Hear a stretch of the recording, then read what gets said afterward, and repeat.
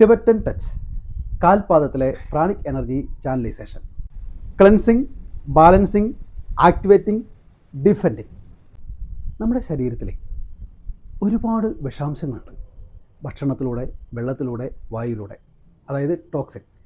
ഈ ടോക്സിൻ ശരീരത്തിൽ നിലനിൽക്കുന്നതുകൊണ്ടാണ് അവയവങ്ങൾക്ക് കൃത്യമായി പ്രവർത്തിക്കാൻ പറ്റാതെ വരുന്നത്. അതോടൊപ്പം തന്നെ നമ്മുടെ ശരീരത്തിലെ ഊർജ്ജ കേന്ദ്രങ്ങൾക്ക് കൃത്യമായി എനർജി ലഭിക്കാതെ വരികയും ചെയ്യുന്നു. ഈ ശരീരത്തിലെ ഈ ടോക്സിൻ നീങ്ങുമ്പോൾ സെല്ലുകൾ ആക്റ്റീവ് ആവുന്നു. അപ്പോൾ ക്ലെൻസിങ് നടന്നു. അതോടൊപ്പം തന്നെ നമ്മുടെ ശരീരത്തിൽ ഒരു ബാലൻസിങ് സിസ്റ്റം ഉണ്ട്. ഈ ശരീരത്തിൻ്റെ ബാലൻസിങ് തകരാറാവുന്നതുകൊണ്ടാണ് ആരോഗ്യപരമായിട്ടും ഭൗതിക ജീവിതത്തിലും ഇംബാലൻസ് ആവുന്നത്.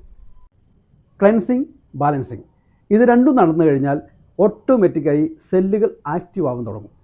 സെല്ലുകൾ ആക്റ്റീവ് ആകുമ്പോൾ നമ്മുടെ ശരീരം എന്തിനേയും പ്രതിരോധിക്കാൻ തുടങ്ങും. അതായത് ഒരു ഡിഫെൻഡിങ് പവറിലേക്ക് എത്തുന്നു.